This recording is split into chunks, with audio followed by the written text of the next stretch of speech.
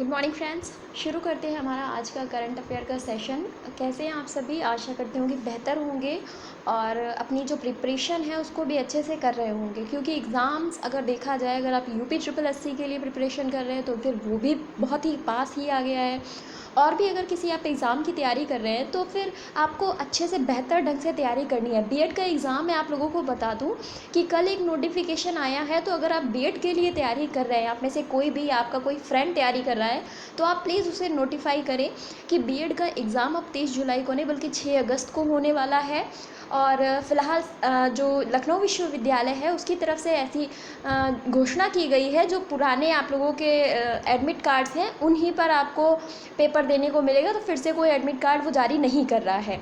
तो अगर आप लोगों में से किसी का बीएड का एग्ज़ाम है तो वो इस बात को एक बार जाकर के इस नोटिफिकेशन को पढ़ सकता है। तो स्टार्ट करते हैं हमारा आज का करंट अफेयर का सेशन। और आज है 24 जुलाई। प्लीज़ वीडियो को लाइक कर दें और ज़्यादा से ज़्यादा शेयर किया करें। हमारे पहले क्वेश्चन की तरफ चलते हैं। आज का जो पहला प्रश्न है वो है, हाल ही में किस राज्य ने विश्वविद्यालयों में ट्रांसजेंडरों के लिए आयु सीमा को समाप्त कर दिया है, कि इनके लिए मैक्सिमम कोई भी आयु सीमा नहीं है, ये किसी भी किसी भी एज पर आकर के कॉलेज में एडमिशन ले सकते हैं, किसी भी कोर्स को पूरा कर सकते हैं। तो यहाँ पर इनके लिए कोई भी आयु सीमा नहीं रखी गई है। आयु सीमा का जो एक मैक्सिमम आयु सीमा होती है उसको समाप्त कर दिया गया है कि अब अधिकतम कोई भी आयु सीमा नहीं है, किसी भी एज में आकर के ट्रांसजेंडर केरल राज्य में यहाँ पर यूनिवर्सिटी में एडमिशन ले सकते हैं, विश्वविद्यालय में एडमिशन ले सकते हैं। तो ये एक बहुत ही अच्छी बात है कि पढ़ाई की कोई उम्र नहीं होती है, जब आप सीखना चाहें तब आप सीख सकते हैं, जब जागो तब सवेरा। तो फिर यहाँ पर ट्रांसजेंडर है उनको समाज में लाने की बात की जा रही है, क्योंकि उनको अभी तक समाज से एक अलग थलग रखा जाता था, एक अलग ही, लोग उनको बहुत ज़्यादा पसंद नहीं करते थे। अब अगर कोई आपके साथ पढ़ेगा, आपका फ्रेंड भी बन सकता है।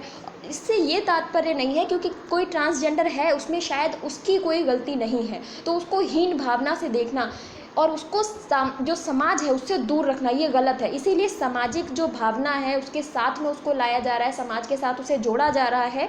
तो इसलिए यहाँ पर केरल की तरफ से ये बहुत अच्छी पहल की गई है कि विश्वविद्यालय में ट्रांसजेंडरों के लिए जो आयु सीमा है उसको समाप्त कर दिया गया है। अगले प्रश्न की तरफ चलते हैं। हमारा जो अगला प्रश्न है वो है, केंद्रीय मंत्रिमंडल ने हाल ही में किस संघ शासित प्रदेश में 750 करोड़ रुपए की लागत से एक केंद्रीय विश्वविद्यालय की स्थापना को मंजूरी दी है? तो यहाँ पर विश्वविद्यालय की आवश्यकता थी, क्योंकि जब इसको जम्मू कश्मीर से अलग किया गया था तो इसके विश्वविद्यालय भी अलग हो गए, क्योंकि जम्मू कश्मीर में जो विश्वविद्यालय है अब वो जम्मू कश्मीर वालों के लिए हैं। तो यहाँ पर या तो लद्दाख वालों को जा करके वहाँ पर अपनी एजुकेशन को पूरा करना पड़ेगा, तो यहाँ पर उनको काफ़ी परेशानियों का सामना करना पड़ रहा था। तो लद्दाख के जो स्टूडेंट्स हैं उनके लिए अच्छी खबर है कि वहाँ पर 750 करोड़ रुपए की लागत से केंद्रीय विश्वविद्यालय की स्थापना को मंजूरी दे दी गई है। अगले प्रश्न की तरफ चलते हैं। हमारा जो अगला प्रश्न है ये कथन और कारण पर है, तो थोड़ा ध्यान से पढ़िएगा कि आपको कुछ कथन दिए गए, इन पर विचार करना है। पहला कथन है कि रूस ने भारत को 21 मिग-29 विमानों की डिलीवरी का वाणिज्यिक प्रस्ताव सौंपा है। दूसरा कथन है कि 2019 में भारत की रक्षा खरीद परिषद ने 21 मिग-29 विमानों के अधिग्रहण को मंजूरी दी थी। और जो तीसरा कथन है वो है, मॉस्को शहर में 20 से 25 जुलाई को अंतर्राष्ट्रीय एयरोस्पेस शो का आयोजन होगा। तो आपको बताना है कि इसमें से सही कथन कौन सा हो जाता है।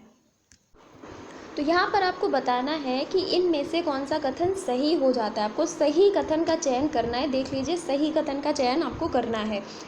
तो इसमें अगर हम बात करें, जो सही कथन है वो है पहला और तीसरा। पहला और तीसरा बिल्कुल सही है, लेकिन दूसरे में मिस्टेक्स हैं।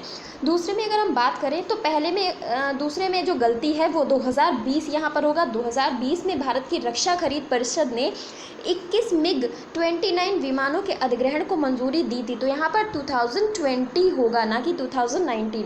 अगर हम पहले की बात करें तो पहला बिल्कुल सही है कि रूस ने भारत को 21 मिग-29 विमानों की डिलीवरी का वाणिज्यिक प्रस्ताव सौंपा है। और मॉस्को शहर में 2020 और 25 जुलाई को अंतर्राष्ट्रीय एयरोस्पेस शो का आयोजन होगा। तो ये बिल्कुल राइट आंसर है यहाँ पर 1 और 3। अगले प्रश्न की तरफ चलते हैं। अगला जो प्रश्न है वो है, फाइज़र कर बायोटेक ने किस देश में कोविड-19 वैक्सीन का उत्पादन करने के लिए बायोवैक्स इंस्टीट्यूट के साथ समझौता किया है?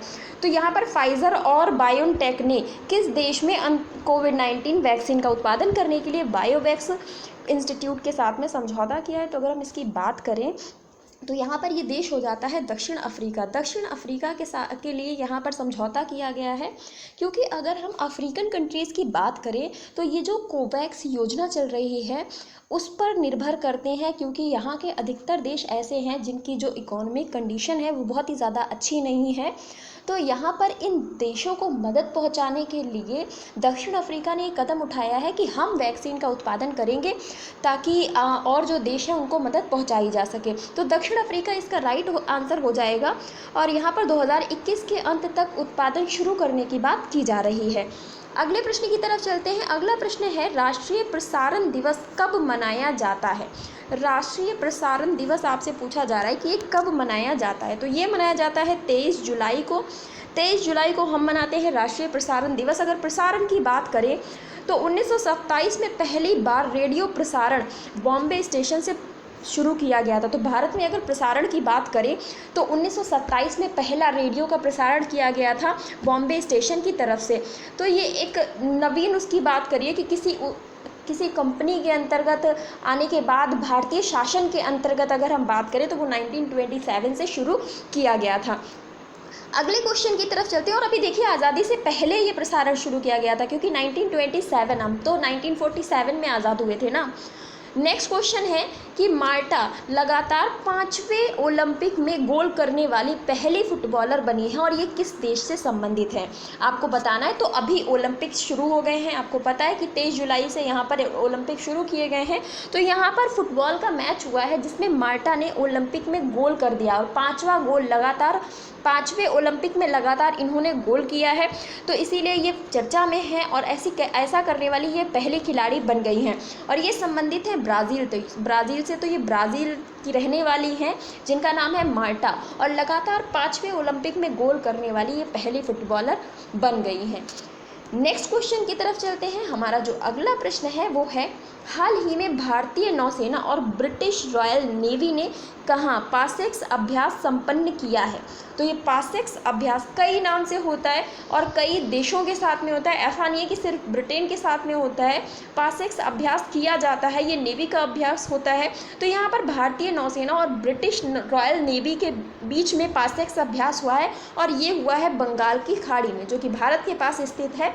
बंगाल की खाड़ी में ये अभ्यास किया गया है। तो इसमें भारतीय नौसेना और ब्रिटिश रॉयल नेवी शामिल थी। इसके बारे में अगर हम बात करें तो ब्रिटिश रॉयल नेवी के कैरियर स्ट्राइक ग्रुप, जिसका नाम है CSG-21, इसने यहाँ पर हिस्सा लिया है। तो ब्रिटिश रॉयल नेवी के कैरियर स्ट्राइक जिसका नाम है CSG-21, इसने यहाँ पर हिस्सा लिया है। तो ये भी आपसे पूछा जा सकता है।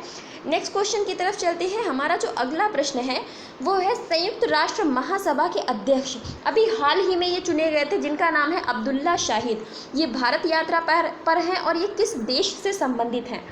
तो बहुत ही महत्वपूर्ण व्यक्ति हैं, क्योंकि ऐसा मतलब ये पहली बार चुने गए हैं, और जहाँ से चुने गए हैं वो देश भी बहुत ही महत्वपूर्ण है भारत के लिए भी, क्योंकि वो भारत का पड़ोसी देश है, मित्र देश है। तो यहाँ पर हम बात कर रहे हैं अब्दुल्ला शाहिद की, जो कि मालदीव्स के विदेश मंत्री रहे थे। तो ये मालदीव्स के विदेश मंत्री थे और इनको चुना गया संयुक्त राष्ट्र में अध्यक्ष के पद पर। ये बहुत बड़ी बात है कि किसी ऐसे देश के, जो कि बहुत छोटा देश है, और उसके किसी विदेश मंत्री को या किसी भी व्यक्ति को यहाँ पर UN का अध्यक्ष बनाया जाता है। तो ये बहुत बड़ी बात है, और इस समय ये भारत के दौरे पर आए हुए हैं। तो भारत यात्रा पर हैं अब्दुल्ला शाहिद, जो कि मालदीव्स के विदेश मंत्री थे और वर्तमान में संयुक्त राष्ट्र महासभा के अध्यक्ष हैं। तो बहुत ही इंपॉर्टेंट ये क्वेश्चन, आप इसे बिल्कुल याद रखिएगा। नेक्स्ट क्वेश्चन है, कैबिनेट ने BPCL की बिक्री में सहायता हेतु PSU रिफाइनरी में 100% FDI को मंजूरी दी। BPCL के आपको चेयरमैन बताने हैं, भारत पेट्रोलियम की हम यहाँ पर बात कर रहे हैं। तो भारत पेट्रोलियम एक सार्वजनिक क्षेत्र की कंपनी है। आपको बताना है कि इसमें सरकार ने 100% एफडीआई को मंजूरी दे दी है। तो पहली बात तो यही है। और जो इसके चेयरमैन हैं उनके द्वारा इस बात की पुष्टि की गई है, क्योंकि इसको अपने खर्चों को पूरा करना था, इसकी जो बिक्री है उसमें सहायता लेनी थी, जिसकी वजह से एफडीआई को 100% किया गया है।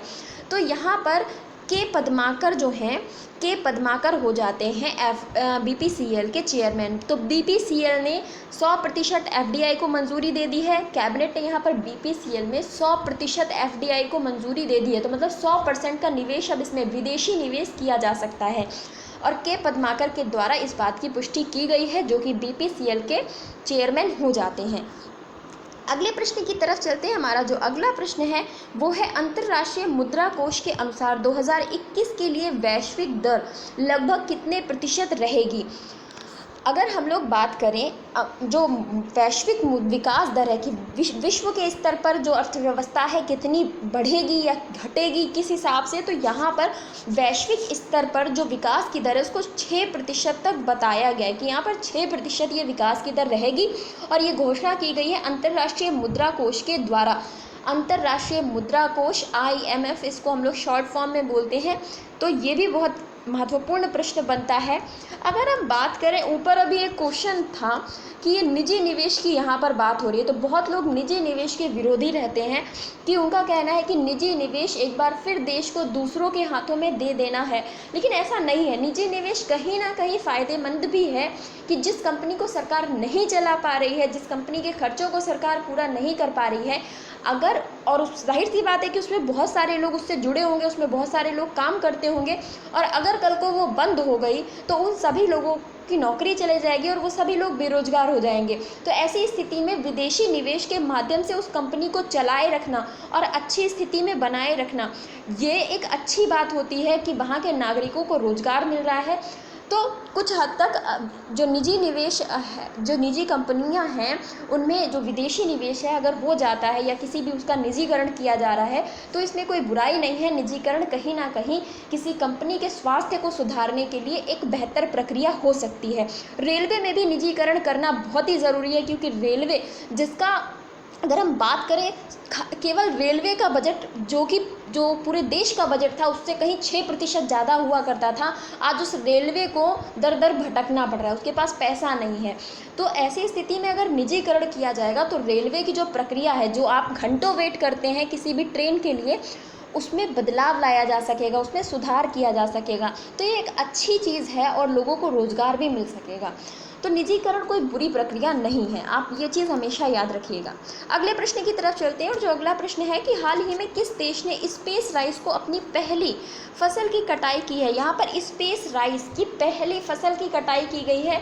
स्पेस में कह सकते हैं आपने, इनके द्वारा चावल उगाया गया था जिसकी पहली फसल काटी गई है। तो अब ये कितने क्षेत्र में उगाया गया था इसके बारे में तो फिलहाल नहीं, क्योंकि कोई ऐसी फ़ोटो या इस तरीके का कोई ब्यौरा नहीं दिया गया था, लेकिन चाइना के द्वारा ऐसा किया गया है।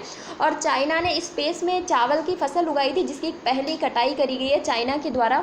तो इस तरीके के कार्य चाइना ही करता है। सूर्य के बराबर एनर्जी, एक कह सकते हैं कृत्रिम सूर्य बनाने का भी श्रेय जो है वो चाइना को जाता है। तो यहाँ पर चाइना बिल्कुल राइट आंसर हो जाता है।